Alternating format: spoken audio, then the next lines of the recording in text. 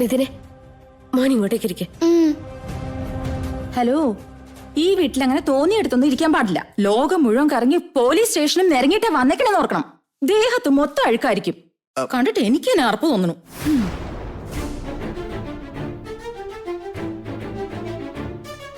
ഞങ്ങള് മനഃപൂർവ്വം പോലീസ് സ്റ്റേഷനിലേക്ക് പോയതല്ല. പെട്ടെന്നൊരു അപകടം ഉണ്ടായപ്പോ ആരോ പുറകെ വന്നു കരുതി വല്ലവന്റെ ഓഫീസിൽ ചെന്ന് കയറിയാ അവര് സഹിക്കും. ഇതൊക്കെ പോലീസിലല്ലേ പിടിച്ചു കൊടുക്കാൻ നോക്കൂ. അയാൾ അങ്ങനെയൊന്നും ചെയ്യില്ലെന്ന് പ്രോമിസ് ചെയ്തതായിരുന്നു. പക്ഷെ പിന്നീട് അയാളുടെ സ്വഭാവം മാറിയത്. പ്രോമിസ് ചെയ്തുന്നോ? അതങ്ങ് കണ്ണടച്ചു വിശ്വസിച്ചോ? ഏത് മഹാനാ പ്രോമിസ് ചെയ്തേ? മിഥുൻ എന്നൊരാള്. ആരെന്നാ പറഞ്ഞേ? മിഥുൻ നന്ദൻ, വലിയ ബിസിനസ്മാനാന്നാ പറഞ്ഞ്. എന്ത്? നിങ്ങൾ മിഥുന്റെ ഓഫീസിൽ പോയിന്നോ? നിങ്ങൾ പോലീസ് പിടിച്ചു കൊടുത്തത് മിഥുനാണോ? Mummy, mummy, mummy! എന്താ ബേബി? മമ്മി, മിഥുനാണത്രേ ഇവര് പോലീസ് പിടിച്ചു കൊടുത്തത്. അതിനിപ്പോ എന്താ? നീ എന്തിനാ ഇത്ര എക്സൈറ്റഡ് ആവുന്നേ? മമ്മി, മിഥുൻ ആരാണെന്ന് കരുതിയേ? ഇവിടുത്തെ നമ്പർ 1 ബിസിനസ്മാൻ മാത്രമല്ല, the most eligible bachelor. Mummy,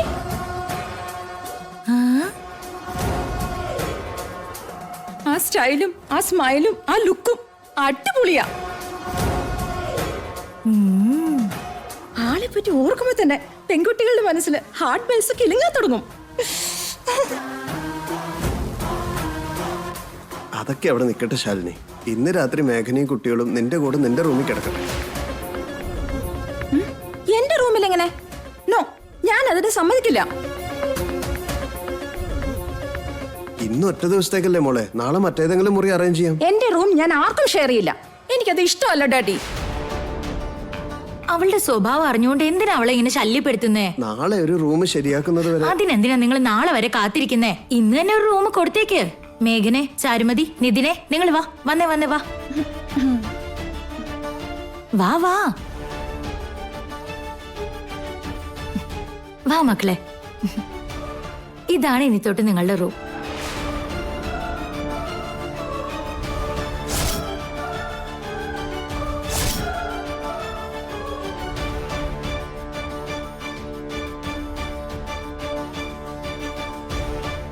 ഇത് സ്റ്റോർ റൂം അല്ലേ ചെറിയ?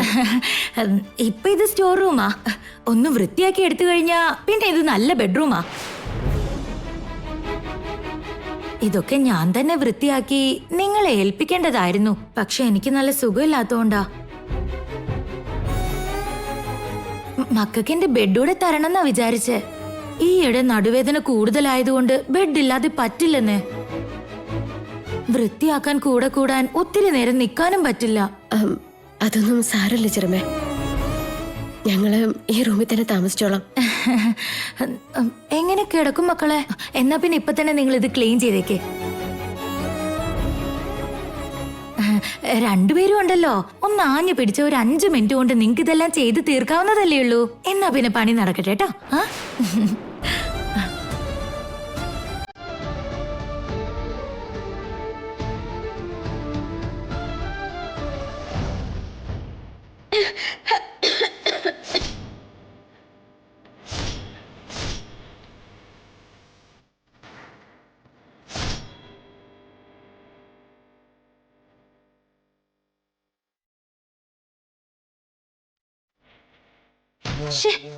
എന്റെ ജീവിതം ഈ സോഫയിൽ കിടന്ന് തീരുമെന്നാ തോന്നുന്നേ.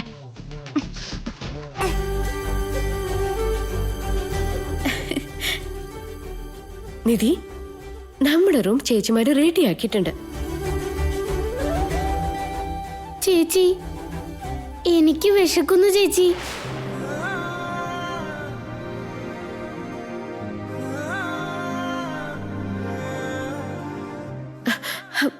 മോന് വിശക്കുന്നുണ്ടല്ലേ? ചേച്ചി പോയി എന്തെങ്കിലും കഴിക്കാൻ എടുത്തിട്ട് വരാം. മോനിവിടെ ഇരുന്നേ, ഇരിക്കെ. ഞാനിപ്പോ എടുത്തിട്ട് വരാട്ടോ, നിക്ക.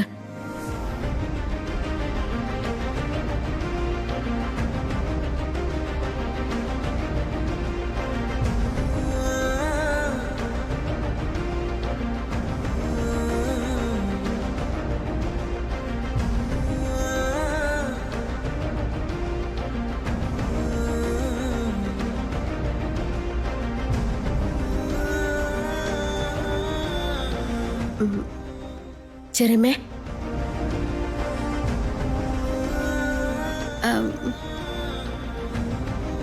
ചെറിയമ്മേ, നിതിൻ മോന് വിശക്കുന്നുണ്ടെന്ന് പറയുന്നു. കഴിക്കാൻ വല്ലതും ഇരിപ്പുണ്ടോന്ന് അറിയാനാ. ഉണ്ട്. അടുക്കളയിൽ കാസറോളില് ചപ്പാത്തി ഇരിപ്പുണ്ടാവും. എടുത്തുകൊണ്ട് പോയി 3 പേരും കൂടെ കഴിച്ചോട്ടോ. Thank you ചെറിയമ്മേ. മേഘനെ, യാത്ര കാരണം വല്ലാത്ത ക്ഷീണം. ഞാൻ ഉറങ്ങട്ടെ, ശല്യം ചെയ്യല്ലേ. ആയിക്കോട്ടെ ചെറിയമ്മേ.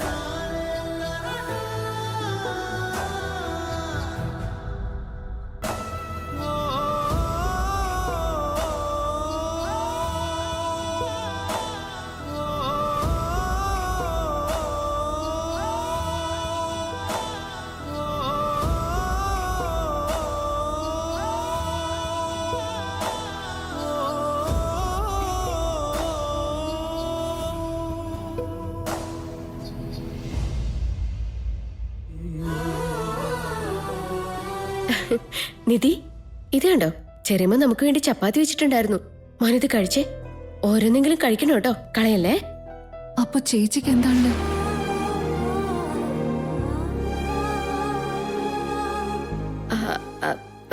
ചാരു, ഞാൻ കഴിച്ചതാ ചാരു. ചേച്ചി, ഞാൻ പറഞ്ഞത് സത്യോ?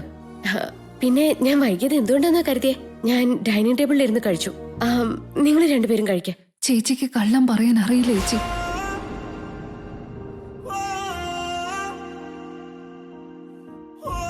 ചേച്ചി എന്തിനാ ഞങ്ങളോട് കള്ളം പറയുന്നേ? അയ്യോ ഇല്ല നിതിനെ, എനിക്കെന്തോ നല്ല വിശപ്പില്ല.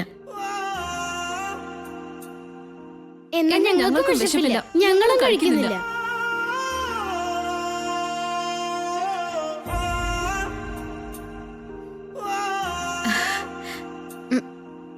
നിതിനെ, അങ്ങനെയൊന്നും പറയരുത്.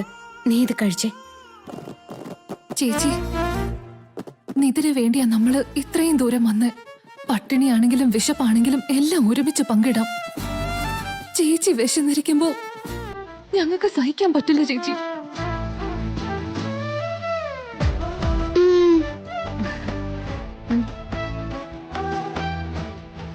നീ ഇരിക്കും മോനെ.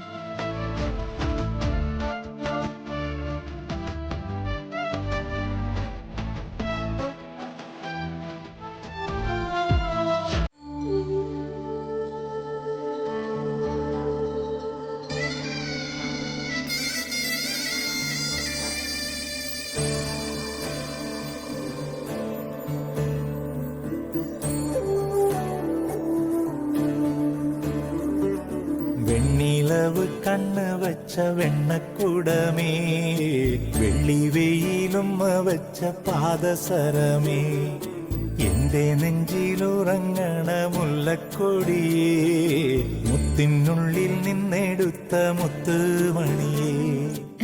നിധി, നമുക്ക് കിടന്നുറങ്ങാം. തലേണ പോലും ഇല്ല, പിന്നെ എങ്ങനെയാ ചേച്ചി നമ്മൾ ഉറങ്ങാ? പറയേണ്ടേ കണ്ണീറയേ, വെണ്ണിലവ് കണ്ണ് വച്ച വെണ്ണക്കുടമേ, വെള്ളി വെയിലുമ്മ വച്ച പാദസരമേ, എന്റെ നെഞ്ചിലുറങ്ങണ മുല്ലക്കൊടിയേ, മുത്തിനുള്ളിൽ നിന്നെടുത്ത മുത്തുമണിയേ.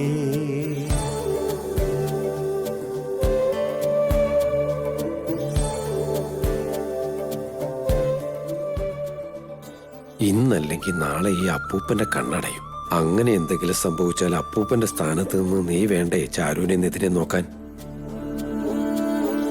അവരെ മാത്രല്ല, അപ്പൂപ്പനെ ഞാൻ നോക്കിക്കോളാം.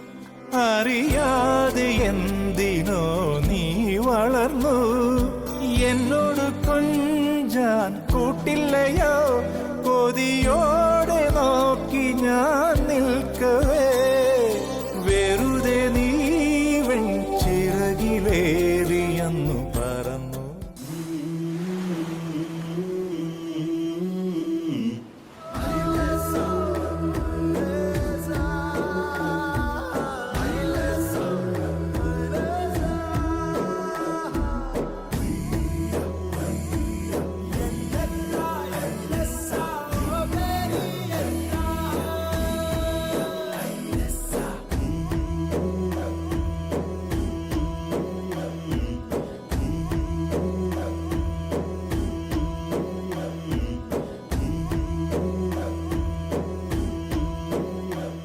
മോളെ മേഘനെ, നീ എന്തിനാ മോളെ ഇതൊക്കെ ചെയ്യുന്നത്? അവിടെ വെച്ചേക്ക്. സാരല്ലേ ചെറിച്ച.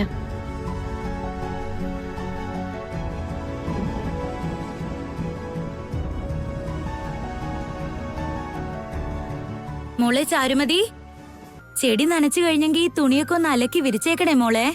അരുന്ധതി, ഇതൊക്കെ നീ കുട്ടികളെ കൊണ്ടാണ് ചെയ്യിപ്പിക്കുന്നത്? എന്താ നരേന്ദ്രേട്ട ഇത്? നമ്മുടെ സകല തുണി അലക്കാനൊന്നും പറഞ്ഞില്ലല്ലോ. എന്റെ ഒരു 2 സാരിയും ഷാലിനിയുടെ 2 ഡ്രസ്സും, അത് മാത്രമേ ഉള്ളൂ. ബാക്കിയുള്ളതൊക്കെ ഇവർക്ക് കിടക്കാനും വിരിക്കാനൊക്കെ ഉള്ളതേട്ടാ. അതും ഞാൻ തന്നെ അലക്കി തരുമായിരുന്നു മക്കളെ. എന്ത് ചെയ്യാനാ, രാത്രി നല്ല തലവേദനയായിരുന്നു. ഒരുപോലെ കണ്ണടച്ചിട്ടില്ല അറിയോ. ആരോഗ്യം ഉണ്ടായിരുന്നെങ്കിൽ നിങ്ങളെ കൊണ്ട് ഞാൻ ഒന്നും ചെയ്യിക്കില്ലായിരുന്നു. ഇതൊക്കെ നമ്മുടെ വീട്ടിലെ ജോലിയല്ലേ, ഞാൻ ചെയ്തോളാം ചെറിയമേ. ഞാൻ വേണ്ടെന്ന് പറഞ്ഞാലും മോൾ ഇതെന്നെ കൊണ്ട് ചെയ്യിക്കില്ലെന്ന് എനിക്കറിയാം. എന്നാ പിന്നെ നടക്കട്ടെ.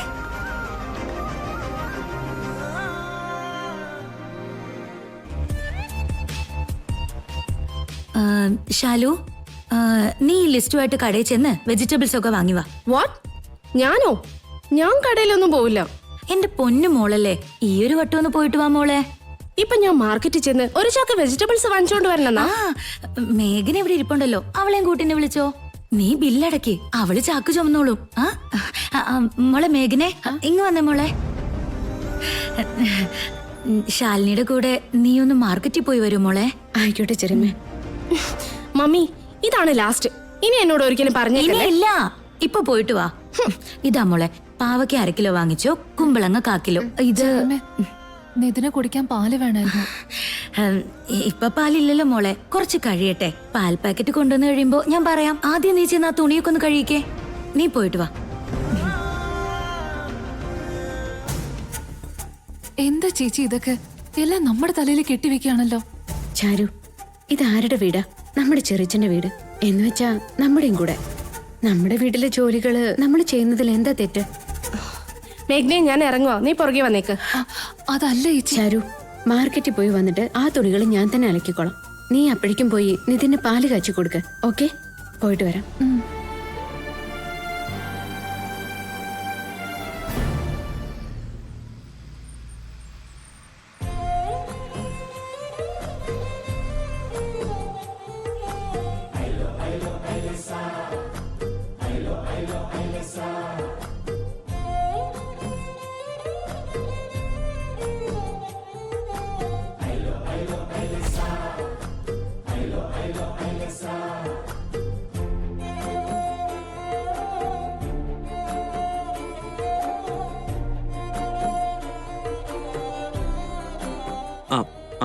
ഹലോ, പറയടാ. അതെ, ഇപ്പോൾ വരാടാ. ശരിയടാ, ശരി.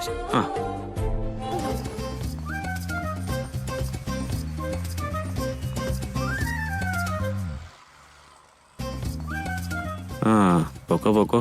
എത്ര നാളും മൈൻഡൊക്കെ നടക്കുന്ന നോക്കട്ടെ. എവിടെ പോവാനാ? മേഘനെ, വെജിറ്റബിൾസ് ഒക്കെ പെട്ടെന്ന് മേടിച്ചോണം. എനിക്ക് മാർക്കറ്റിൽ നിന്ന് പറഞ്ഞാലേ അറപ്പാ. പെട്ടെന്ന് വന്നേക്ക്. ശരി.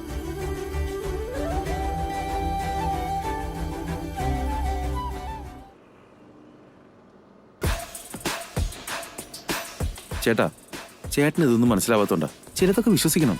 എന്ത് വിശ്വസിക്കണമെന്ന്? എനിക്ക് എന്നെ മാത്രമേ വിശ്വാസമുള്ളൂ. ഡെസ്റ്റിനി, ഫേറ്റ്, ഇതൊക്കെ കേൾക്കാൻ നല്ല രസമാണ്. കേൾക്കാൻ മാത്രമല്ല ഏട്ടാ, ഇപ്പൊ നമ്മൾ നേരിട്ട് അനുഭവിച്ചില്ലേ, എന്നിട്ടും ഏട്ടന് വിശ്വാസം വരുന്നില്ല. ഡേ, വെറുതെ എന്റെ മൂഡ് കളയല. ചേട്ടാ, വണ്ടി.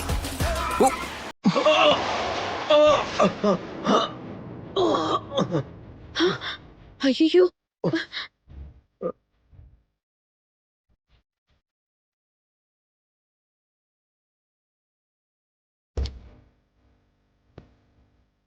കണ്ടില്ല മോളെ, ഒരൊറ്റ മനുഷ്യൻ സഹായത്തിന് വരുന്നില്ല. നമ്മുടെ മുന്നിൽ ആരെങ്കിലും കഷ്ടപ്പെടുന്നത് കണ്ടില്ല എന്ന് നടിക്കരുത്. എങ്ങനെയെങ്കിലും സഹായിക്കണമെന്ന് അപ്പൂപ്പൻ പറയാറുണ്ട്. എത്ര നല്ല മനുഷ്യൻ.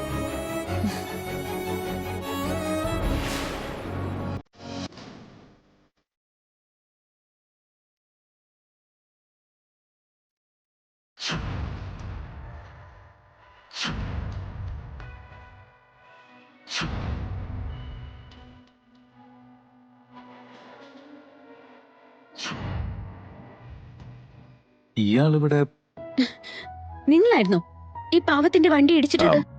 അല്ല, ഇയാളെന്താ ഇവിടെ? വഴിയെ പോകുന്ന പാവങ്ങളെ വെറുതെ വിട്ടൂടെ? വലിയ കാറിൽ പോകുന്നതുകൊണ്ടായിരിക്കും. Hello, mind your language. താൻ ഇവിടെയല്ലല്ലോ, പോലീസ് സ്റ്റേഷനിലല്ലേ ഉണ്ടാവണ്ടേ? ആരാ തന്നെ അവിടെ നിന്ന് അഴിച്ചുവിട്ടെ? അതൊന്നും നിങ്ങൾ അറിയേണ്ട കാര്യമില്ല.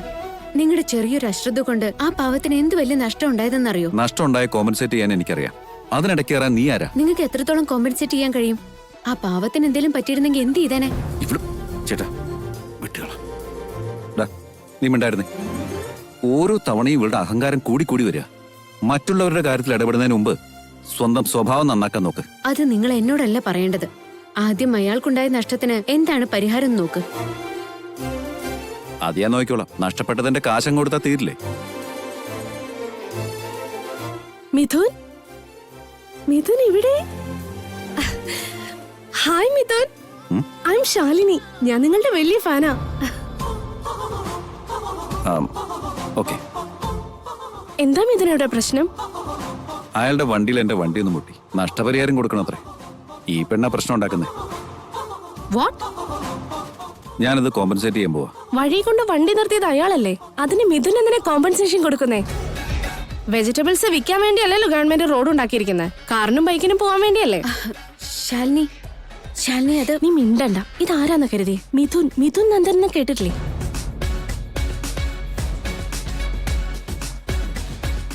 മിഥുൻ എന്നാ പോയിക്കോളൂ. തെറ്റ് നിങ്ങളുടേതല്ലോ. Thank you Shalini. ബട്ട് എനിക്കാരുടെയും വായിലിരിക്കുന്ന കേൾക്കണ്ട.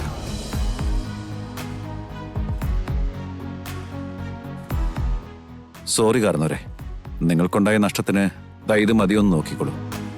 വലിയ ഉപകാരം മോനെ. മിഥുൻ, എത്ര വലിയ മനസ്സാ നിങ്ങൾക്ക്. മിഥുൻ, എന്റെ പേര് ശാലിനി. ഓർമ്മയുണ്ടാവല്ലോ അല്ലേ?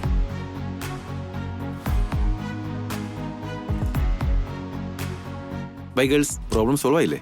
ബൈ.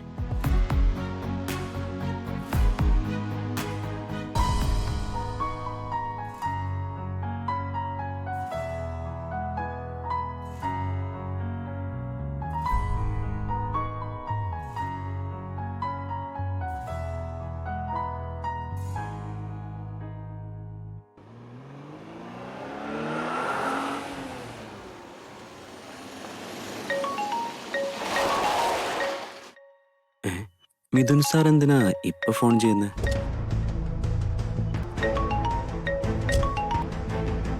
നമസ്കാരം സാർ. എടാ ജഗദീഷേ, ഞാൻ പറഞ്ഞത് വല്ലതാണോ താൻ ചെയ്തേ? എന്ത് പറ്റി സാർ? ഞാൻ എന്ത് ചെയ്തു? ആ പെമ്പിള്ളേരെ പോലീസിൽ പിടിച്ചു കൊടുത്തിട്ട് എന്തായടാ? കേസ് ഫയൽ ചെയ്ത് പോലീസ് സ്റ്റേഷനിൽ നിന്ന് ഇറങ്ങാത്ത വിധത്തിൽ എന്തെങ്കിലും ചെയ്യാനല്ലേ ഞാൻ പറഞ്ഞേ? എന്നിട്ട് അവിടെ പുറത്തൊക്കെ ഇറങ്ങി നടക്കുന്നുണ്ടല്ലോ. സാർ, അത് ഞാൻ കംപ്ലൈന്റ് കൊടുത്തതായിരുന്നു. ആരെങ്കിലും ബെയിലെടുത്തായിരിക്കും.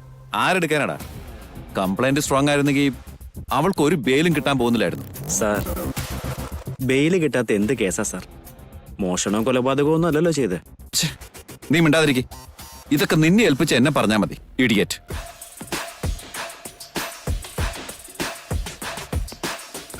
എന്തൊരു മൂശേട്ട സ്വഭാവം. 2 കസേരയുടെ കാലൊടിഞ്ഞതിന് തൂക്കിക്കൊല്ലാനൊന്നും പറ്റൂലല്ലോ. Bro, cool bro. പാവം പെമ്പിള്ളേരല്ലേ ഏട്ടാ. അവരോട് എന്തിനാ ഏട്ടാ ഏട്ടൻ ഇത്രയും അധികം വിദ്വേഷം കാണിക്കുന്നത്?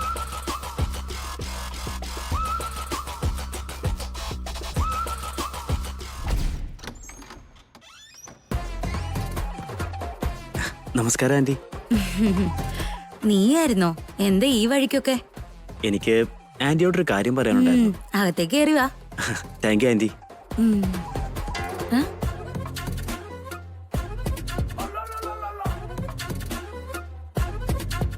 എന്താ ജഗദീഷ് ഈ വഴിക്കൊക്കെ?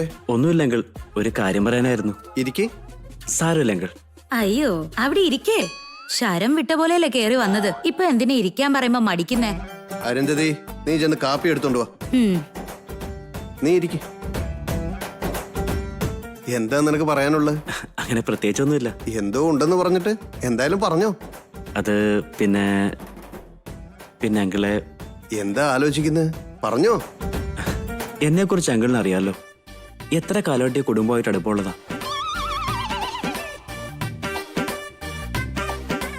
അത് പറയേണ്ട കാര്യമുണ്ടോ? ഞങ്ങൾക്ക് നീ എപ്പോഴും ഒരു സഹായമാണ്. അതങ്ങളുടെ വലിയ മനസ്സാ. ഇന്നലത്തെ പോലീസ് സ്റ്റേഷനിലെ പ്രശ്നമില്ലേ? ആ, നീ സമയത്ത് അവിടെ എത്തിയില്ലായിരുന്നെങ്കിൽ ഞാൻ പെട്ടുപോയനെ മോനെ. വലിയ ഉപകാരം. വഴിയെ പോകുന്ന പലരും നമ്മുടെ പരിചയക്കാരായിരിക്കും എന്ന് കരുതി കുടുംബക്കാരാവോ? കാപ്പി കുടിക്കേ.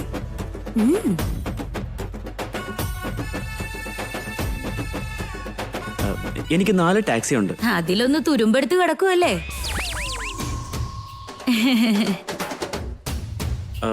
ഒരു വാനും ഉണ്ട് ആന്റി. മാസം എങ്ങനെയാണെങ്കിലും ഒരു 50 രൂപ ഉണ്ടാക്കാറുണ്ട്. ഇനിയും വളരണം. ചെറിയ പ്രായമല്ലേ. വെറുതെ അങ്ങ് വളർന്നാൽ മാത്രം മതിയോ അങ്കിൾ? എനിക്കും ഒരു കുടുംബമൊക്കെ വേണ്ടേ? അതിനെക്കുറിച്ച് പറയാൻ വന്ന്. എന്റെ കല്യാണക്കാര്യം. അതിനെന്താ തടസ്സം? ഇപ്രായത്തിൽ അല്ലെങ്കിൽ പിന്നെ നീ എപ്പോഴാ കല്യാണം കഴിക്കുക? പോരെ നിറഞ്ഞു നിക്കാൻ തുടങ്ങിയിട്ട് കുറെ കാലമായില്ലേ?